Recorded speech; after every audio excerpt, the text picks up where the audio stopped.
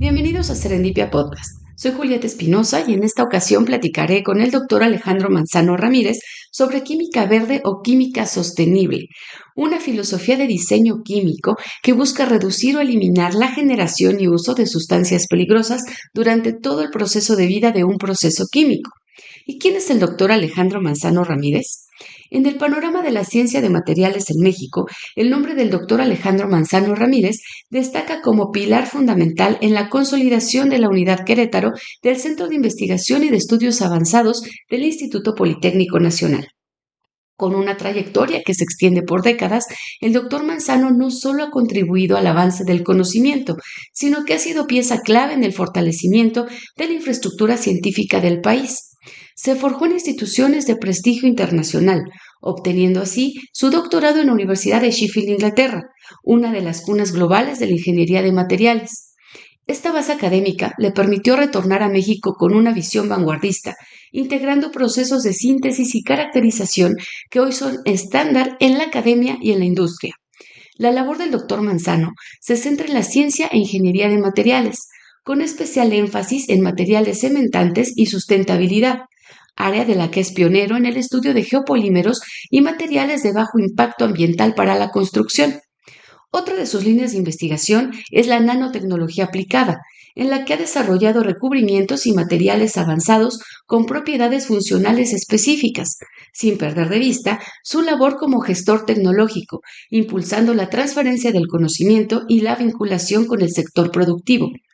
Como investigador titular y miembro destacado del Sistema Nacional de Investigadores, su legado se traduce en cientos de artículos publicados en revistas de alto impacto internacional y, quizá más importante, en la formación de nuevas generaciones de maestros y doctores que hoy lideran laboratorios alrededor del mundo.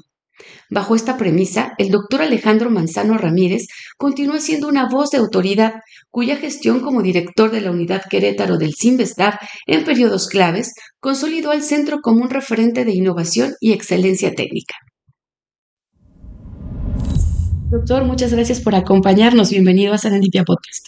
No, al contrario, gracias por la invitación y muy buenas tardes o buenos días. Bueno, pues como les comentábamos, vamos a platicar acerca de la química verde, de la economía circular, de cómo la química se vuelve esta solucionadora de problemas en virtud de este modelo de extracción, uso y desecho que venimos desarrollando pues a partir de la evolución de los materiales y de la evolución de la industria a lo largo del tiempo. Y para comenzar con este tema me gustaría que platicáramos justamente de esto. ¿Cómo es que el desarrollo de los materiales a lo largo del tiempo ha venido solucionando problemas de la humanidad, pero al mismo tiempo, por el aprovechamiento o mal aprovechamiento que hemos hecho de ellos, pues hemos puesto en peligro a nuestro planeta? Sí, definitivamente, el desarrollo tecnológico ha sido vital, fundamental, no cabe duda de ello, sobre todo cuando aparece la revolución industrial y ya la producción en masa de muchos productos, de muchas situaciones que se requerían en ese momento, de un gran impulso al avance tecnológico y científico de la humanidad.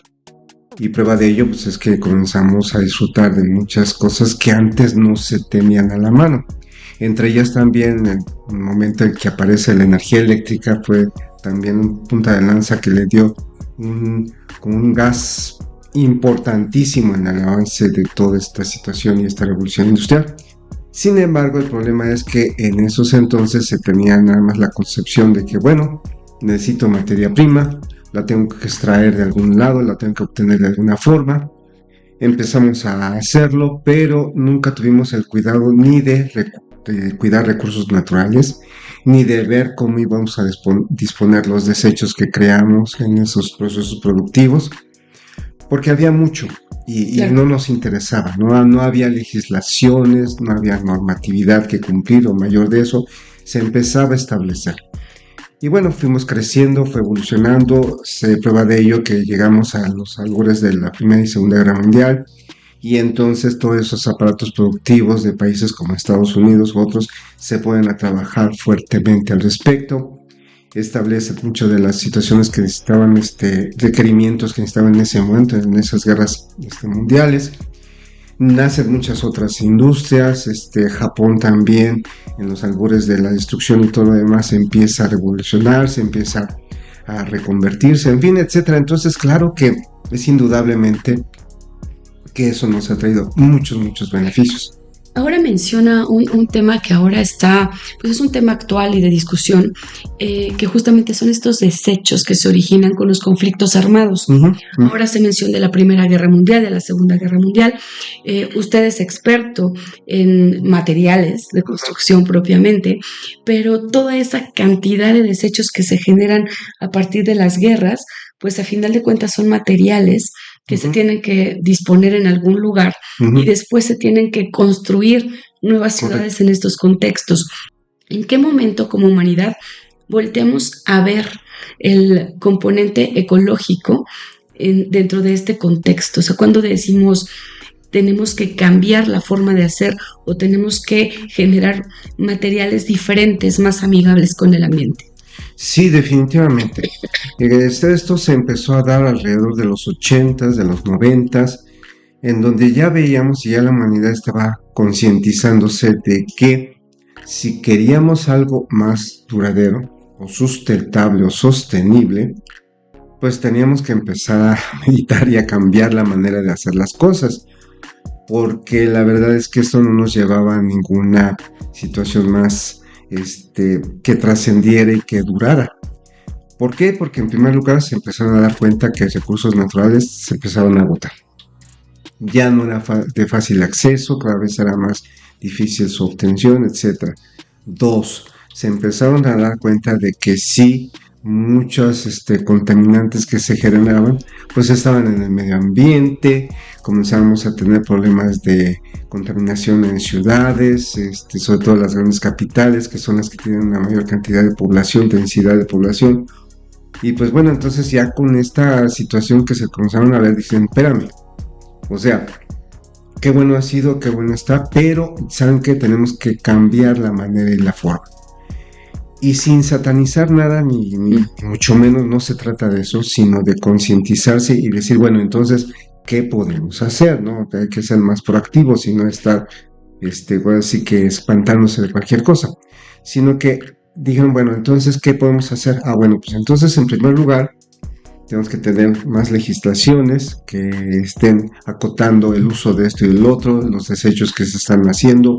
A ver, tenemos tecnologías, tenemos conocimientos, podemos empezar a degradar, a lavar cierto tipo de gases tóxicos, podemos empezar a disponer ciertos residuos industriales aquí, allá, acullá, podemos empezarlos a utilizar de esta manera. Y entonces, como siempre, pues la creatividad del ser humano ha sido inmensa e infinita. Entonces vino toda una situación en donde en todas las áreas de la ciencia y tecnología dijeron, bueno, vamos a cambiar y vamos a ver, necesitamos ahora degradar aquello que producimos y es tóxico, necesitamos saber cómo lo disponemos, necesitamos saber cómo lo procesamos, etcétera. Y ahora se añade lo que es la filosofía de la economía circular, en donde decir, bueno, es que no podemos seguir desechando, sino que, a ver, ok, tengo mi proceso productivo, tengo determinado tipo de desechos, bueno, ¿cuáles de ellos puedo introducir nuevamente al proceso productivo? ¿Cuáles de estos entonces puedo disponerlos y darles otro tratamiento que eso me conlleva a que le dé un valor agregado a esa basura, a esos desechos? Y entonces decir, bueno, fíjate, no se acaba ahí la situación porque tú puedes seguir generando riqueza a través del procesamiento de esta basura o desperdicio. Claro, te implica algunas cosas más, pero lo pones en la balanza el costo-beneficio y se han dado cuenta de que dicen, no, pues sí es rentable, no es que no sea rentable. Al principio mucha gente se escandalizó y se espantó. Ok, hay sus casos que sí, pero hay muchos en que no. Entonces es allí donde al final del día, con estas nuevas filosofías y estas nuevas conciencias que se levantaron cuando vimos los efectos en el medio ambiente, que teníamos una población cada vez con más alergias, más rinitis, más esto, más el otro, enfermedades respiratorias, etcétera, etcétera, en las grandes ciudades, por ejemplo, como México, etcétera, etcétera, y otras más, Japón, en fin, Beijing. Entonces dijeron, bueno, podemos hacer lo que tenemos el conocimiento.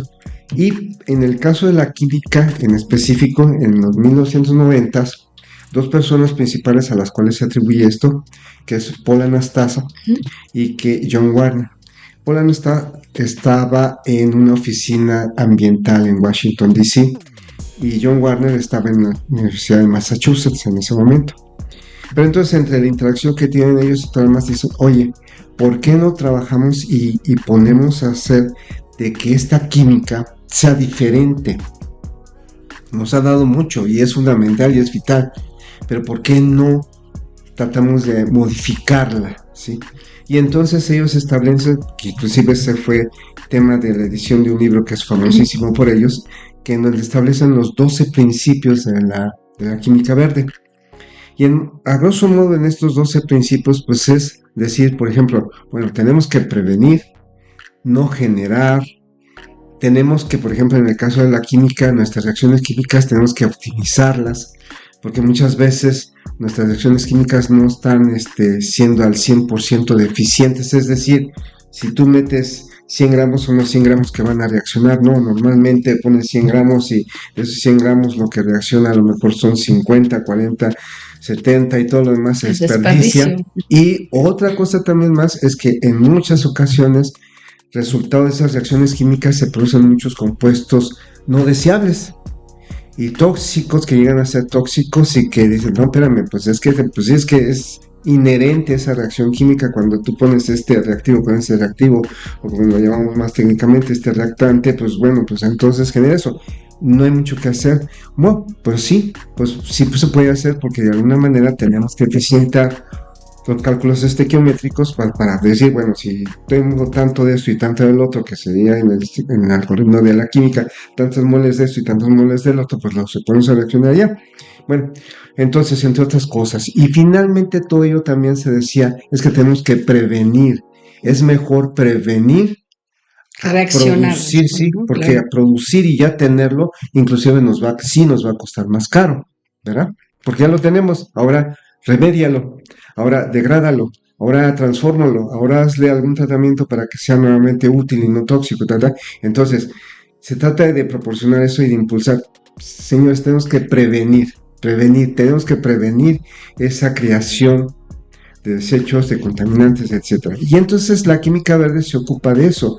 Y una de las cosas que la química verde se dice es que a nivel atómico a nivel molecular y atómico, prevé la generación de esos compuestos tóxicos, de esos desperdicios, etcétera. Aunque ahí, doctor, lo interrumpo porque sí. Me gustaría destacar que si bien estamos hablando de química y de cómo esta química se transforma en una química verde para hacer procesos químicos más respetuosos con el ambiente, sigue estando dentro de una multidisciplinariedad en torno a la ingeniería de materiales. Y eso me llama mucho la atención porque si bien la química es la que está ahora liderando esta búsqueda hacia la economía circular de los procesos, también incluye física, por ejemplo, la propia ingeniería, y todos convergen para la creación de estos nuevos materiales. Indudablemente tienes una razón muy amplia y absoluta, porque todas estas actividades son multidisciplinarias hoy en día. Hoy en día no se puede decir que tú trabajas en tu laboratorio y estás como rata de laboratorio encerrado haciendo no sé qué maravillas, a lo mejor la piedra filosofal descubriéndola, sino que realmente es obligado hoy en día interactuar con muchos grupos de investigación. ¿Por qué? Porque en un momento dado, ahora sí que utilices los expertise y conocimientos de muchos más personas con otras disciplinas y que definitivamente por ese conocimiento en otras disciplinas te van a aportar y te van a decir, no, espérate, es que aquí está sucediendo esto y para esto entonces sugiero que hagamos esto otro, porque oye, pero en qué momento se concatena, en qué momento se traslapan una con otras, porque son inherentes, o sea, cuando nosotros tenemos una reacción química tenemos también un proceso físico, un proceso eléctrico obedece, y entonces eso es lo más interesante y lo más fascinante que me ha ocurrido a mí, de que inclusive ahora la propiciar interactuar con mis colegas y con diversos grupos de investigación es fascinante y enriquecedor, porque además en un mismo lugar no puedes tener ni todos los equipos ni todas las disciplinas, entonces es muy enriquecedor, crece uno mucho y es obligado, y es que no hay de otra, es una actividad conjunta en donde creo que aquí y por ejemplo sobre todo en Querétaro pues se está potenciando más porque de por sí ya somos muchos centros de investigación Y ahora decir, bueno, sí, señores, pero bueno, a ver, tú esto, todo el otro, ok, cada quien tiene su área de expertise, su disciplina principal, muy respetable y todo lo demás. Pero, más allá de esto, en esta otra temática, ¿de qué manera podemos colaborar? ¿De qué manera podemos contribuir? A mí me ha sucedido que, por ejemplo, ha habido situaciones que ocurren que no han tenido la capacidad, porque no, a veces pues, no, se sale del conocimiento de uno y dice, no tengo la capacidad, entonces hay que tener la humildad de decir, no sé. Bueno, pero entonces a ver si platico con un físico, con un eléctrico, hasta con un ingeniero mecánico, etcétera. Oye, fíjate que no sé qué. Y salen las ideas y dicen, no, es que a lo mejor fíjate que esto, ¿por qué no se prueba esto? ¿Por qué no mejor otra cosa? Y entonces ahí va uno. Y de hecho hemos tenido varias experiencias muy, muy agradables ahí en el laboratorio, ahí en Simvestab, en el laboratorio 11 de síntesis química, síntesis verde de nanoestructuras, en donde sí hemos estado publicando varias cosas, y es una actividad multidisciplinaria, inclusive hasta con grupos. Por ejemplo, me ha tocado de que yo he tenido algunos postdocs, que a veces los postdocs están en otras universidades, inclusive unos en Guadalajara, otros en el Estado de México, etcétera, aquí mismo en Querétaro, y de todos ellos entonces estamos colaborando y estamos, oye, y intercambiando información y sí, que no, bla, bla, bla, ¿cómo está? Es algo fundamental, vital, y creo que inclusive es también una manera de retribuir a nuestra sociedad lo que realmente la sociedad está esperando. Claro. De todo este bagaje y legado de conocimiento. Ese impacto, ¿no? Social, ¿no? De la ciencia, justamente. Exacto. Y dentro de este impacto social, bueno, también está el compartir ese conocimiento generado, ¿no? Todo lo que nos está platicando el doctor Alejandro Manzano, pues ahora se va a converger en un taller que va a llevar a cabo justamente el Simvestab del Instituto Politécnico Nacional, en conjunto con el Instituto Nacional de la Investigación Científica de Quebec, Canadá, aquí en Querétaro. Es un taller interesante, es un taller en ciencia de materiales avanzados y tecnologías emergentes, donde el doctor justamente va a dar un curso sobre química verde. Exacto. Y en ese sentido, me gustaría que ahondáramos un poco en esto que mencionaba al final, el laboratorio en el Simvestab. En la semblanza que escuchamos al inicio del doctor, pues vemos que es muy reconocido a nivel internacional en cuestiones de materiales. Esta parte de los geopolímeros, pues usted es impulsor de esta área de conocimiento, pero ahora si tienen oportunidad de conocer el laboratorio del doctor, pues estamos viendo una cosa completamente diferente. Exacto. Estamos viendo un laboratorio de química, también de ingeniería, de física, donde estamos viendo alimentos, por ejemplo. Correcto. Estamos viendo nuevos materiales, nanopartículas. ¿Cómo se da esta transformación y cómo es que usted, que viene del área de materiales, viene hacia la química verde? Bien, pues esto realmente por una parte es que los investigadores estamos obligados, en primer lugar, a estar siempre muy al pendiente del entorno externo. Es decir, que nosotros lo que estemos haciendo hasta cierto punto sea pertinente con lo que externamente se está demandando, ¿sí? Porque si no estaríamos muertos. O sea, si no somos capaces de percibir y de actualizarnos, pues no avanzamos, ¿sí? O sea, si nosotros vamos a querer estar haciendo lo mismo que aprendimos tal vez a hacer, por ejemplo, yo en mi doctorado, pues no, o sea, claro, ahí todo en su tiempo fue pertinente, pero ya. Entonces nosotros tenemos que tener la capacidad de reinventarnos año con año, temporada con temporada, tener una resiliencia también muy grande ante las circunstancias externas. Por ejemplo, ahorita que estamos padeciendo muchos entornos a veces que económicamente no nos ayudan del todo, en fin, etcétera. Pero entonces, con base en todo esto, en lugar de quejarnos, en lugar de decir, bueno, pues entonces, ¿qué puedo hacer? ¿Qué podría yo hacer? ¿De qué manera podría yo sobreponerme a este tipo de situaciones? Que es ahí la resiliencia, ¿no? Entonces, pues hay que tenerlo, porque si no, o sea, estamos destinados a morir. Y claro, ahora, otra de las cosas también es que hay que darle siempre voz y tomar en consideración a las generaciones, a los jóvenes.